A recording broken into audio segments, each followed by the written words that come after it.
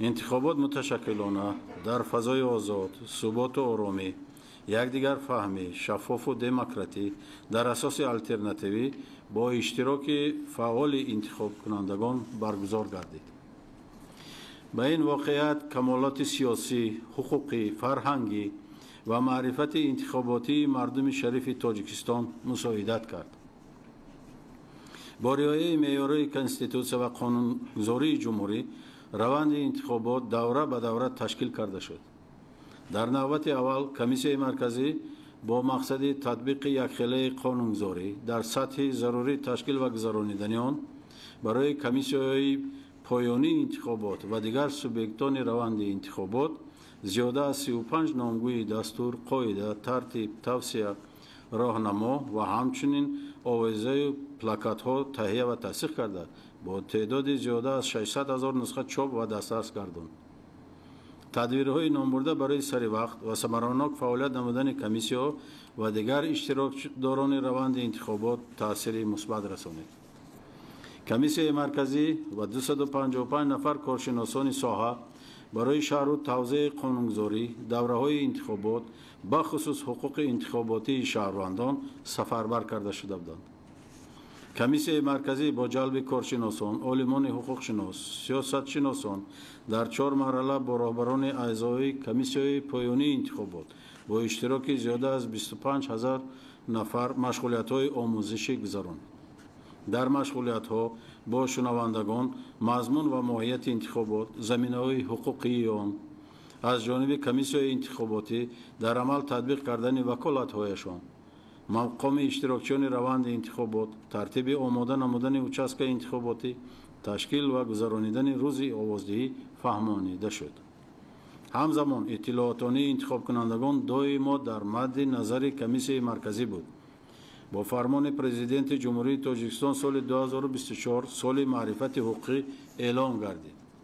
در جمهوری در دوام سال 2024 با قشرهای گوناگون جامعه آید به حقوق و آزادی انسان و شهروند از جمله حقوق انتخاباتی منتظم چاره‌بینی وسیع اطلاعاتی و معرفتی گذرانیده شدند. این واقعیت به بلند برداشتن سطح معرفتی انتخاباتی شهروندان مساعدت کرد. کمیسیون مرکزی در این مدت دایر به مسائل انتخابات با اهالی زیاده از 70 واخوری و مشغولیت گذرانیده در روزنامه و مجله ها نشر زیاده از 40 مقاله مصاحبه را تشکیل نمود. برای شرح دوره‌های روند انتخابات به خصوص حقوق انتخاباتی شهروندان طریق واسطه اخبار عامه جمهوری در سامانه اطلاعاتی خاور، نشریه‌های جمهوریت، صدای مردم، خلق آوازی، نارودنایا گازета و روزنامه‌های ولایتی ناحیوی گوشه انتخابات وکیلان 2025 تشکیل شده زیاده از 730 مواد نشر گردید. با تقویت این عمل توسط شبکه‌های تلویزیونی تاجیکستان، جهان‌نما، سفینه، سینما، علم و طبیعت، دوشنبه HD، تلویزیون‌های ولایت مختار کوهستان بدخشان، ولایت‌های سوغد و ختلان، شهر کولا آید به روند انتخابات زیاده از 690 نمایش پخش گردید. از این شماره ده‌ها نمایش با ترجمه برای شخصان امکاناتشان محدود پیشنهاد کرده شد. با واسطه رادیوی تاجیکستان، فرهنگ، آواز تاجیک، صدای دوشنبه و رادیوهای ولایتی زیاده از 490 مواد اطلاعاتی صدا دادند. همچنین رولیک‌های تلویزیونی به طور منتظم نشان داده شده رولیک‌های رادیویی پیوسته پخش گردیدند. در دوره انتخابات در جمهوری به واسطه 1480 نقطه رادیو شنوانی اطلاعات درباره روند انتخابات و حقوق انتخاب کنندگان پهن کرده شد.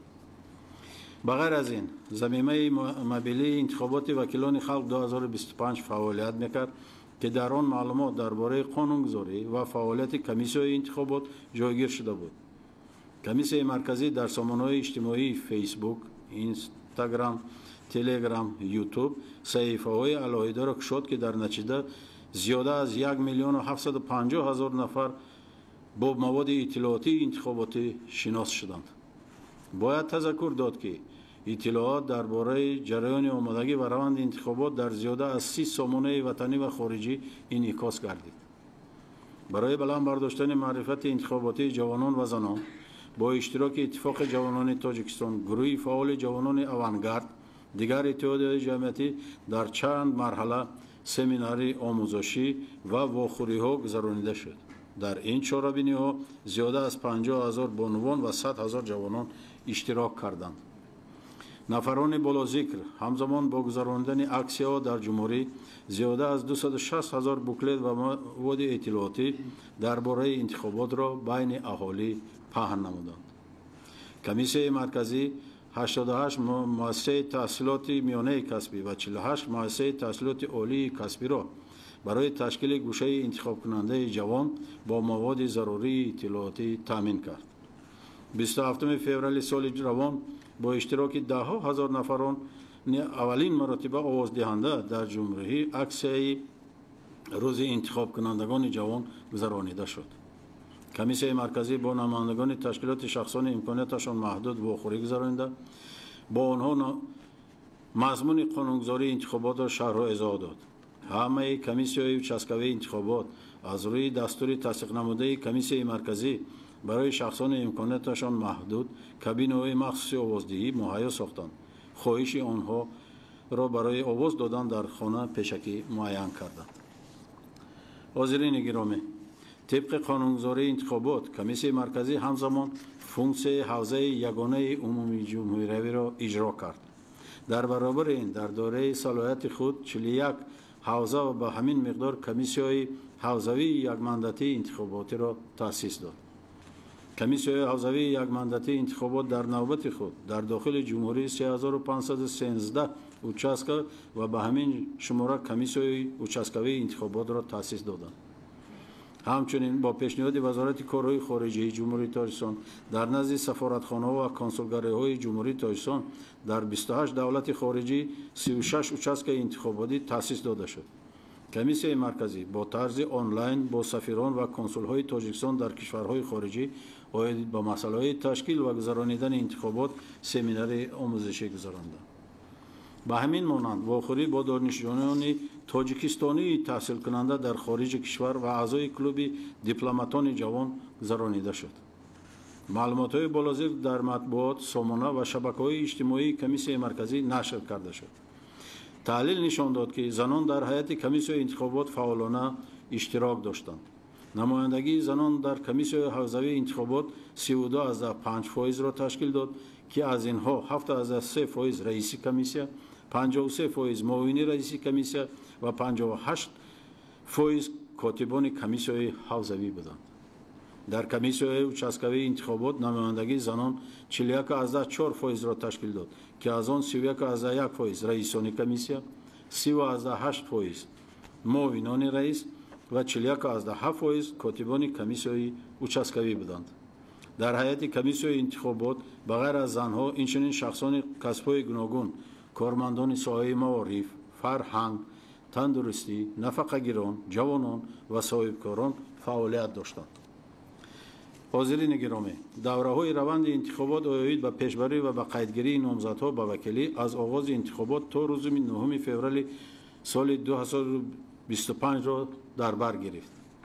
کمیسیون مرکزی در حوزه یگانه جمهوری از 70 نفر طبق رویخط حزب‌های سیاسی پیشبری شده 68 نامزد را به وکیلی مجلس نمایندگان به قید گرفت. از این شماره 21 نفر یا 30.8% را زنان تشکیل میداد.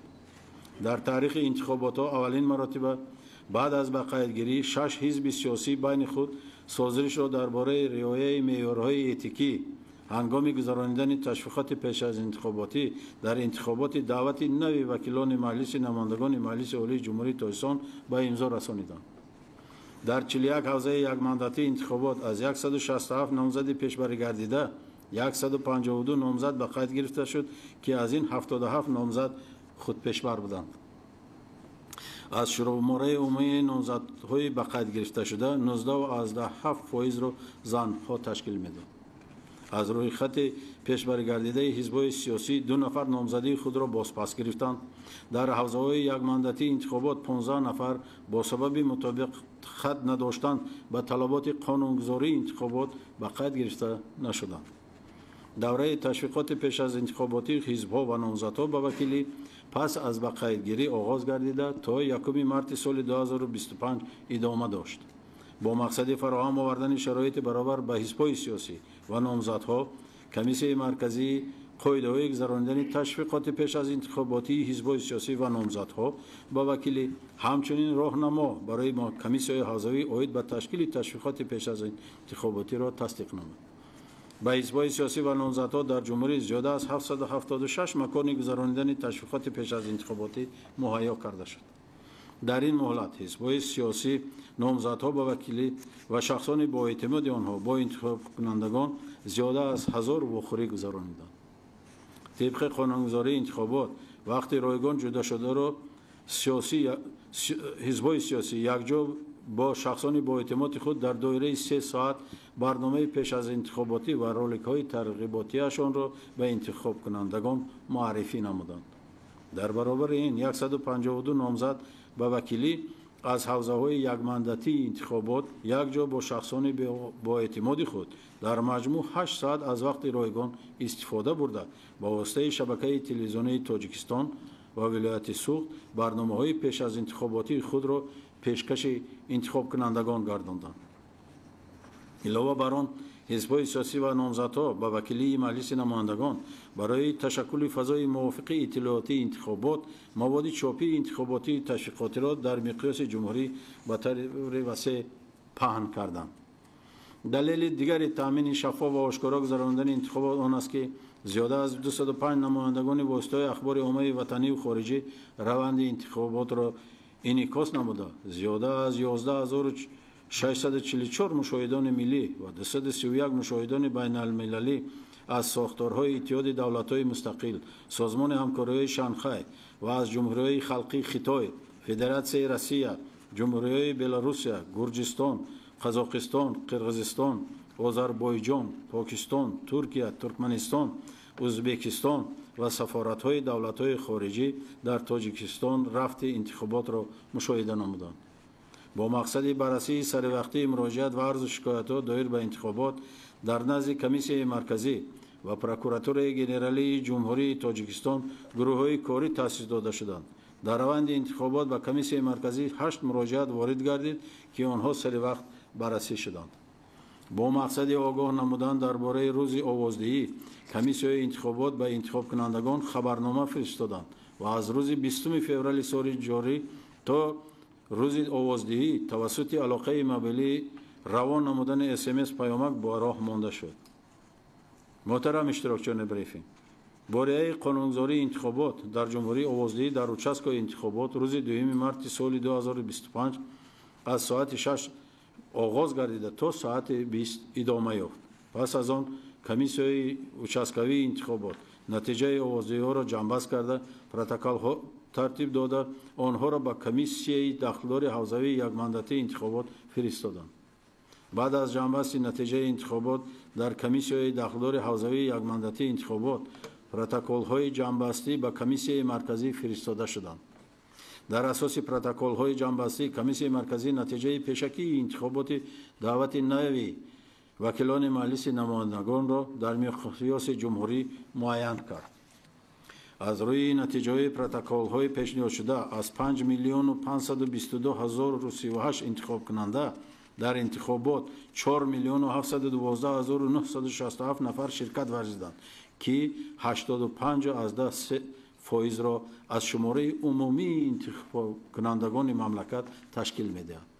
همین طور طبق طلبات ماده 48 قانون کنستیتوسیونی جمهوری تاجیکستان درباره انتخابات مجلس عالی جمهوری تاجیکستان انتخابات دعوت نوی وکیلان مجلس نمایندگان مجلس عالی جمهوری تاجیکستان برگزار شده اعتراف گردید. کمیسیون مرکزی نتیجه پیشکی آوازدهی و مقدار مندت‌های صاحب شده وکیلی را معین کرد. در حوزه یگانه عمومی جمهوری انتخابات طبق رویخط حزب‌های سیاسی حزب اگراری تاجیکستان طرفدار 986,887 نفر 21% صاحب 5 مندتی وکیلی. حزب دموکراتی تاجیکستان طرفدار 237,563 نفر 5.1% صاحب 1 مندتی وکیلی. ҳизби ислоҳоти иқтисодии тоҷикистон тарафдор 595281 нафар 12.3%, соҳиби 3 мандати вакилӣ. ҳизби социалистии тоҷикистон тарафдор 248064 нафар 5.3%, соҳиби 1 мандати вакилӣ. ҳизби халқии демократии тоҷикистон тарафдор 2,435,541 нафар 51.9%, соҳиби 12 мандати вакилӣ. ҳизби коммунистии тоҷикистон 89538, яъне 1.9% овоз гирифт ки ин миқдор аз 5% овозҳои интихобкунандагони дар овоздиҳӣ иштирок карда камтар мебошад ва ҳизб аз гирифтани мандати вакилӣ аз ҳавзаи ягонаи умуми ҷумҳуриявӣ маҳрум мегардад. шумораи овозҳои додаи интихобкунандагон ба муқобили рӯйхати ҳамаи ҳизбҳои сиёсӣ 50895 нафар 1.1% мебошад. аз ҳавзаҳои якмандатии интихобот номзадҳои зерин бо гирифтани 50% зиёди овозҳои интихобкунандагони дар интихобот иштирок кардаро гирифтаанд, вакил интихоб шуданд. аз фирдавсӣ рақами 1 наботзода сиёвуш холмурод, исмоилӣ сомонӣ рақами 2 шарифова нигина умаровна, шоҳмансур 3 амирзода ориф ҳамид, сино 4 шоҳмурод рустам, турсунзода 5 собирзода гафурҷон мирзоалӣ, шаҳринав 6 ашурзода ғиёсиддин маҳмурод, ҳисор рақами 7 дусмуродзода сурайё, сомонӣ рақами 8 камолзода икром илҳом, рудаки 9 шерализода муҳаммадулло умар, ваҳдат рақами 10 хоҷазода фарзона ҳамдам, файзобод 11 наҷмиддиниён асадулло мирзо, рашт рақами 12 идизода файзалӣ фузайлшоҳ, хуҷанд рақами 13 муини мавсума муинзода, бобоҷон ғафуров рақами 14 саидӣ дилафрӯз рабизода,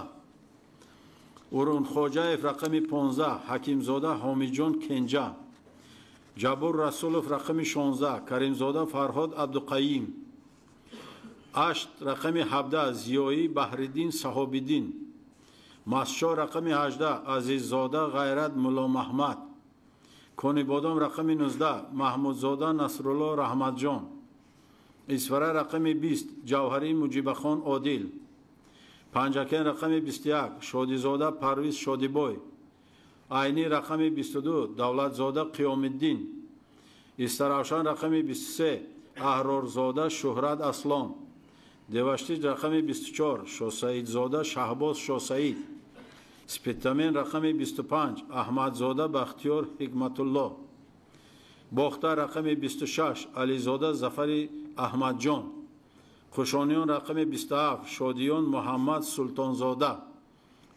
абдураҳмони ҷомӣ рақами 28 аюбӣ биби осия ой маҳмадзода, ёвон рақами 29 ҳасанзода насрулло, ҷалолиддин балхӣ рақами 30 ғоибназарзода саид муҳаммадназар, қубодиён рақами 31 қиёмзода зарафо суфиҷон, вахш рақами 32 абдусаломзода мунаввар алиакбар, ҷайҳун рақами 33 иброҳимзода неъматулло абдусалом, фархор рақами 34 хайриддинзода азизбек, хамадонӣ рақами 35 саидзода фирдавс ҳамроҳ, данғара рақами 36 гулзода маҳмадшоҳ қурбоналӣ, кӯлоб рақами 37 ҳакимзода шариф саидович, муъминобод рақами 38 саидвалидзода барно саиднабӣ, восеъ рақами 39 шамшерзода комилҷон чилла, ванҷ рақами 40 давлатзод ҳаким алишӣ,